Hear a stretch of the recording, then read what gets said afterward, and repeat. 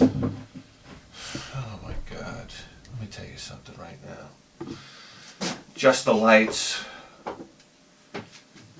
Just the lights for maximum youth. Here we go. Anti-wrinkle lighting. Engaged. Let me tell you something right now. There's two things you didn't want to be called in the 1980s. One was a Narc.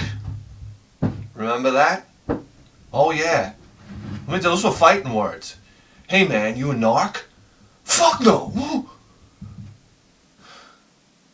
What are you talking about? Oh yeah, Narcs. Do you hear anybody say that these days?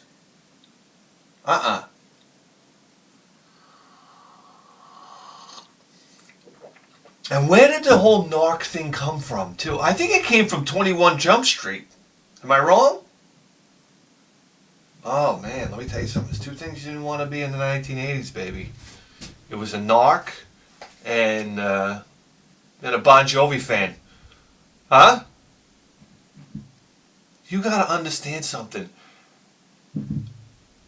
With all the metal bands coming out in the 90s, it was an embarrassment. Listen, everybody had Slippery When Wet.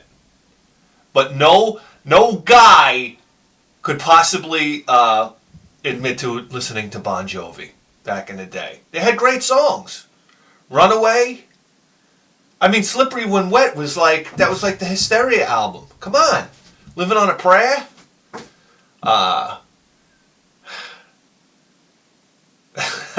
Well, I'm stuck on Living on a Prayer. What was the cowboy song? What was that one called? Wanted. Wanted? Was it Dead or Alive? Dead or Alive. Okay, you know what made that song? Richie Sambora. Because he'd be like, I'm wanted. Wanted. Remember? Richie Sambora in the back, head in the bass. And then that guitar solo. I'm sorry. The reason why The Perfect Catch, the Deadliest Catch is like one of the biggest shows out there is because of Richie Sambora's solo in Dead or Alive, where he hits the harmonics.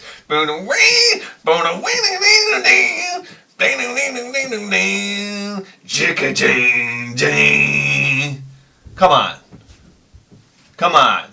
Sip of coffee for Richie Sambora. What, are you kidding me?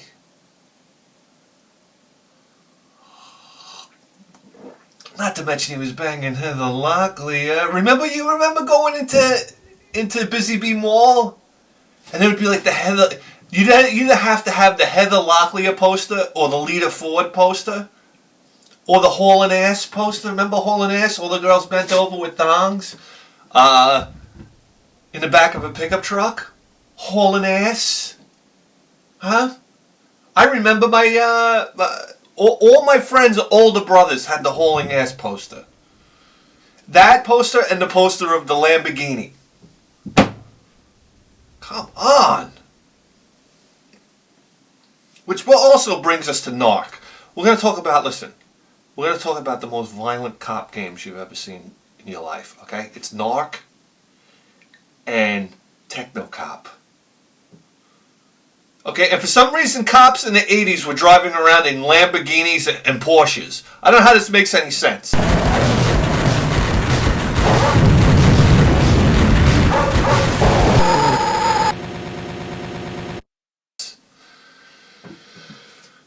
Remember Miami Vice? Who could...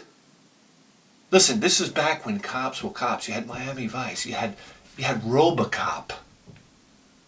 You had, Cobra. You had Die Hard.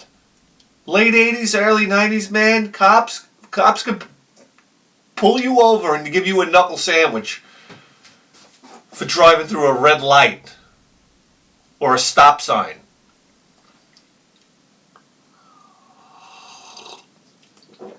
This is back when cops were revered. What happened these days? It's terrible to be a cop these days.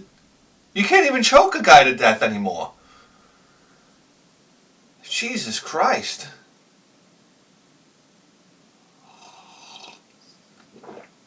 I remember I signed up to be a cop. I got through everything. I got through the physical. I remember the physical was like, it was the part that I dreaded. Listen, I don't like taking off my clothes in front of everybody. But they put me in a room with 30 other guys. We took off our shirts. I was in the best shape. I was like 35 years old. I was at the very end of like the window for being a police officer. They actually, I think I passed the test at 35, and they called me in, and I was like 36. I was the oldest guy there. And I remember I took off my shirt, and I was like, oh, Jesus Christ, I'm the best. You should have saw the fucking slabs there. There were guys with nipple hairs like almost touching the floor. I was like, Jesus Christ, I'm going to win this. No, but then, lo and behold, they put you in a hearing booth, and they check your hearing. So I'm waiting online to go in the booth to get your hearing checked. And I see one person after another going in and out, in and out. Takes about 30 seconds, right? I'm in the booth. You know, you put the headphones on, raise your hand if you hear the noise over in the right ear, raise your left hand if you hear it in the left ear. Ba, ba, ba. Next thing you know, I'm in the booth for like 10 minutes. I walked out of there. I said, what happened? They said, you can't hear. Go home. Get the fuck out of here. Dope. That was the end of that. Anyhow, I got news for you. I remember going into the arcades and seeing Narc. And I'll never forget, when I went in there, I saw a kid playing Narc, and he had a sandwich bag full of quarters sitting on top of the ledge there. Okay? Listen, that's all I had to see, and I knew what I was doing for the next 40 minutes. You could tell when the big dogs were in town, because they either had a roll of quarters on them, they had a bag full of quarters, or they would line the quarters up on the ledger. I don't know what it was called. I'm calling it a ledger now. Remember how they used to line the quarters up on the screen? Oh, yeah. Oh, the best was when the quarters were lined up on the screen and the arcade machine had an ashtray. Huh? Like Moon Patrol. I remember when I walked in the back of the mini market, and it was one of the older kids in a leather jacket playing Moon Patrol. It had to be $3 worth of quarters lined up on the ledger there. That was a big deal. And a fucking cigarette butt smoking in the ashtray there. And I was like, oh, might be the greatest day of my life. Because I'm going to be able to watch Moon Patrol. You know, because I would play Moon Patrol, and I would always get the same part. You know, as far as a quarter or two would bring me. But now I'm going to be able to see more. So here we are. A guy had a sandwich bag full of quarters on the Narc machine. Oh my God. Listen, when you talk Narc, you mainly got to talk about the arcade. And I'm going to tell you why. These were digitized graphics long before Mortal Kombat, baby.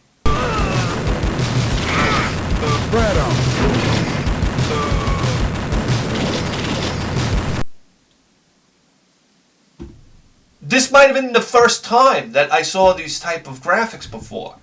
These are almost like real, they look like real, I don't know. Even items in the game must have been digitized. Because when you bust into the, when you go into the crack, the factory where they're making crack cocaine, I guess. All the vats and glasses and stuff like that and vials, they all look digitized.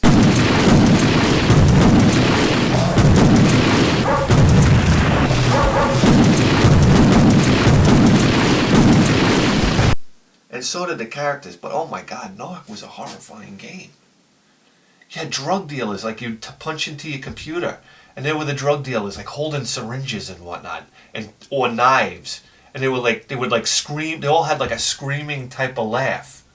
Get on it. We're on our way.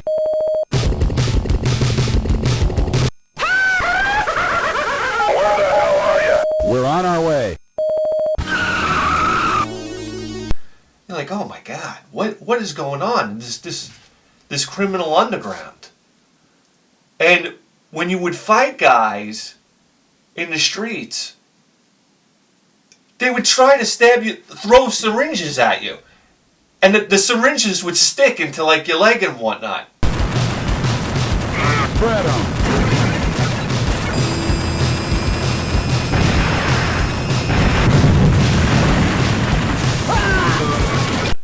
It was like, oh my God.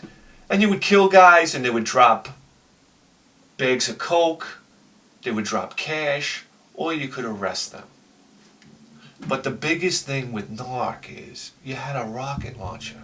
And when you would use the rocket launcher on somebody, they would blow up into a million pieces.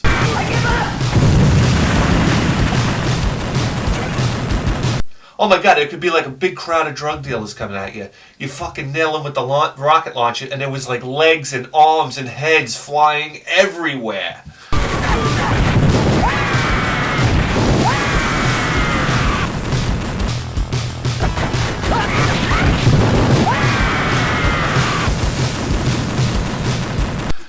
Oh man, it was great.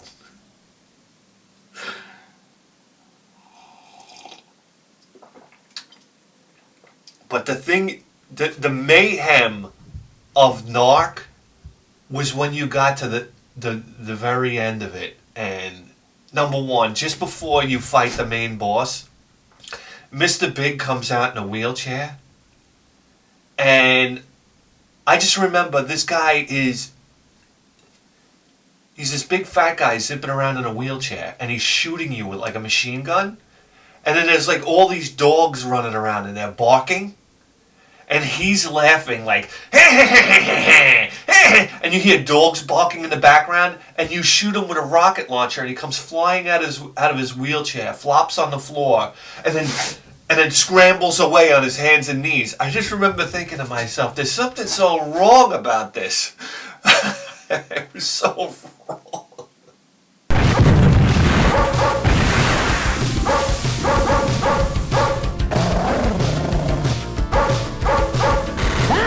You die, cop!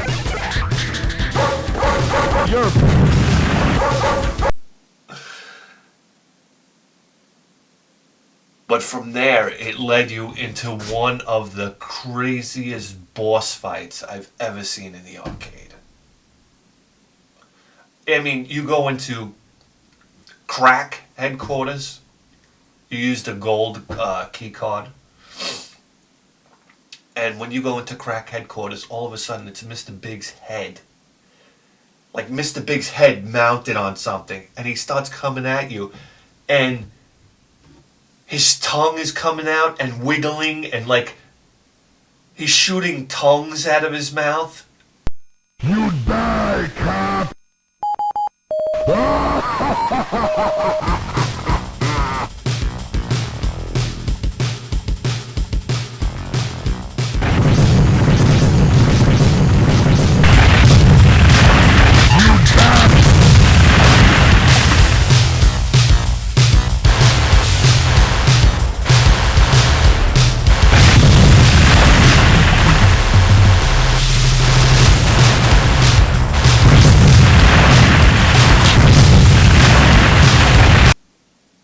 And you just like, it was like, as a kid you were like, what the fuck is going on? And then finally you would unload as many of rockets, because by this time you had this big big storage of rockets saved up, and you would hit them with the rockets, and all of a sudden the head would just explode, and then this big skull came out on vertebrae. And the skull would come at you like this, and it was like this digitized skull. It was just like, it was mayhem.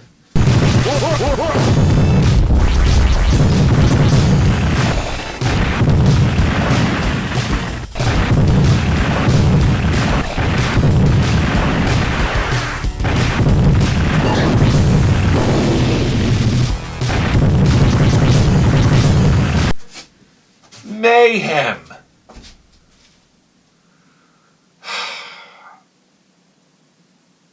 And Narc was just crazy.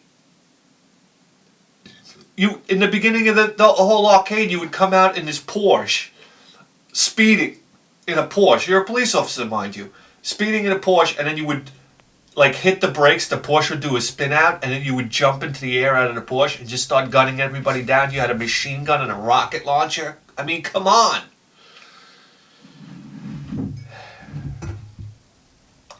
You got to understand something. At this time, when Narc came out, this is when we were fighting a drug war here in our country. All right? Oh, yeah. Oh, yeah. That's why kids are so stupid today. Because we diverted all our money away from education. I remember when Ronald Reagan did it. I remember being a kid and thinking to myself, well, that's not good. Because Ronald Reagan wound up pulling all this money out of education and then throwing it into number one, the cockamamie Star Wars and the war on drugs. The war on drugs. Here it goes. That's what I think about your war on drugs. So I mean, this was insanity. So they started cutting all these programs in school. I mean, what it's like they stopped teaching math.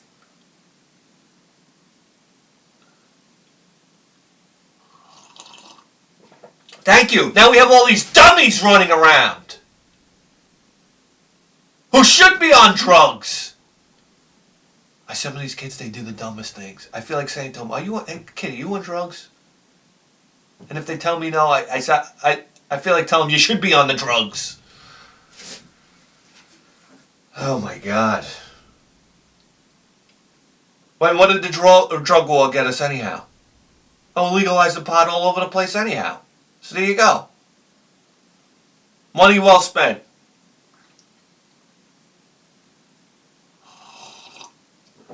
Anyhow, now hold on a second.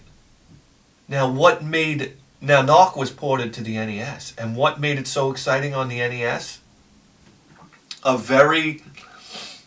got news for you, because when you would use the rocket launcher, you could still blow guys to pieces. And now this was crazy on the NES.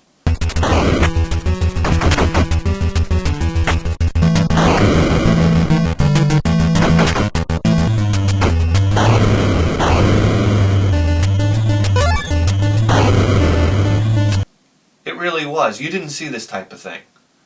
These violent video games, a licensed game, especially a game like Narc where you're a cop. I mean, you were blasting guys to smithereens with this rocket launcher. That was pretty. Listen, I turned my back on Nintendo. I went 180 degrees and I went to the Sega Genesis. Okay, I went TurboGrafx, Sega Genesis. I couldn't get far enough away from Nintendo. Okay, they didn't have the blood, the guts, and the gore that the Sega Genesis had. Okay, that was the path I was on. To me, that's what me and Phil always used to complain about. It's like Nintendo catering to kids. But Narc was a different story.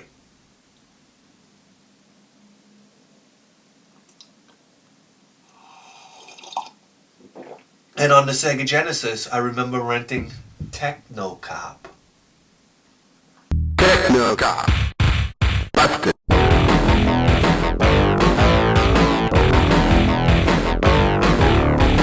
Remember Techno Cop? Techno Cop reminds me, for some reason, I remember at this time I was renting Techno Cop with Phil's rental code, 621 by the way. I was renting Techno Cop and Benimi Run. Does anybody remember Benimi Run? Where you could hop in a boat and drive to an island. I think you were chasing drug dealers.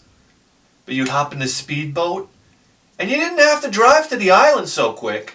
And I didn't. I think you could run out of fuel. I think ultimately that's what made you go to the island. Because you would run out of fuel and then the boat would explode. I think. But you'd hop in this boat and you can go cruising around in the water. That was like the most exciting part of that game. Fuck the rest of it. Kenji, come in.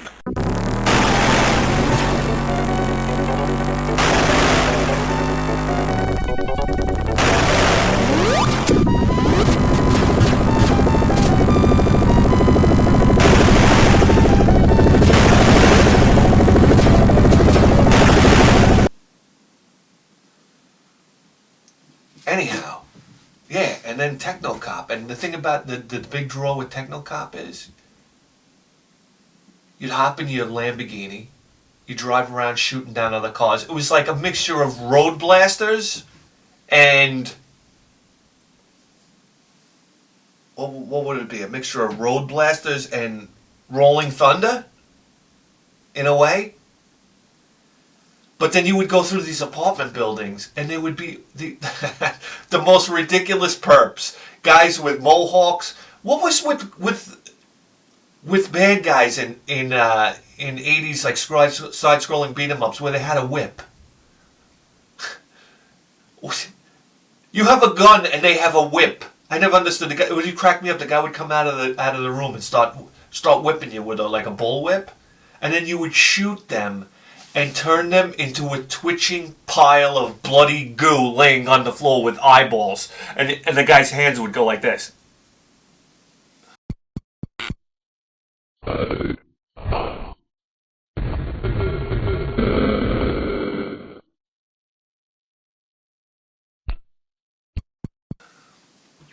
Oh my God, it was one of the most satisfying times you could ever pull the trigger on a Sega Genesis joystick. You would shoot guys and they would just melt into a bloody pile on the floor.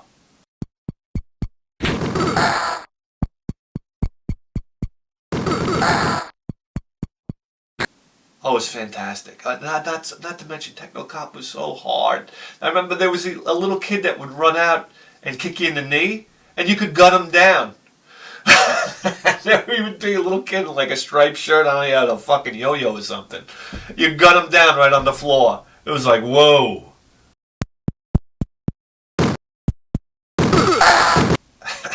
This is rough. I think there was even a woman with a baby carriage. Like she was running around with a baby carriage. I think you could even gun her down. My Lord. Oh yeah. Oh yeah.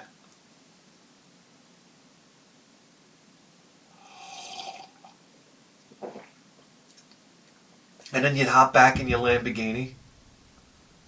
And then you go back on the road. I remember the driving parts were like, they were kind of shitty. But hell, you're in a Lamborghini with a gun on it. And you could get wheel cutters. Remember when that was a thing? It was like Spy Hunter introduced all these, to me. Spy Hunter introduced me to what an automobile was really made for. It's like I knew when I got older, my car was going to have a smoke screen coming out of the back. Or an oil slick. I mean, think about it. What could be easier? You pull a switch, it opens up some oil, the guy behind you spins off the road. And a smoke screen. And wheel cutters.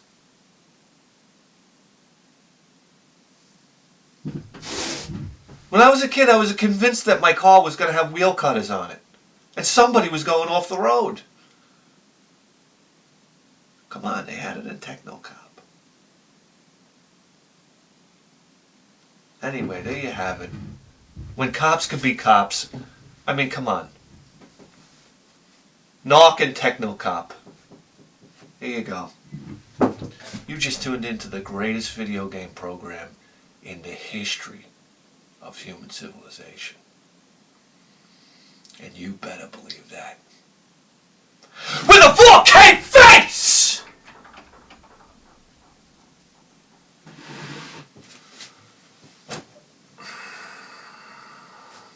See you next time.